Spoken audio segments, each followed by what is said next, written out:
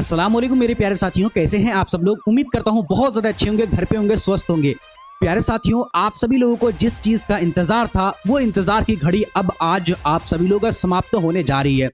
प्यारे साथियों, हम 1 तारीख 1वां महीना 2026 को रात्रि यानी शाम में रात में 5:15 से आप सभी लोगों का मुकम्मल उर्दू पेडागोजी का महा मैराथन चलने वाली है।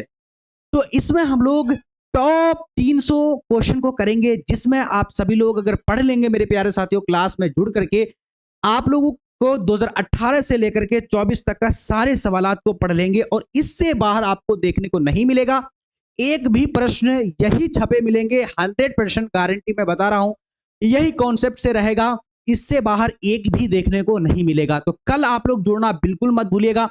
इसीलिए मेरे प्यारे साथियों, आप सभी लोगों को मैं बता दे रहा हूं, जल्दी जल्दी से इस चैनल को सब्सक्राइब कर लीजिए और साथ ही साथ मेरे प्यारे साथियों, आप लोग लाइक करके शेयर कर दीजिएगा सभी लोगों को, अपने दोस्त वगैरह जितने भी लोगों को है, ताकि ज्यादा से ज्यादा वो लोग यहां पर आ पाए और एक एक चीजों को समझ करके अपनी तैयारी को मुकम्मल कर पाए। तो प्यारे साथियों, आप लोगों से मेरा एक छोटा सा रिक्वेस्ट है कि इस वीडियो को ज्यादा से ज्यादा शेयर करिएगा।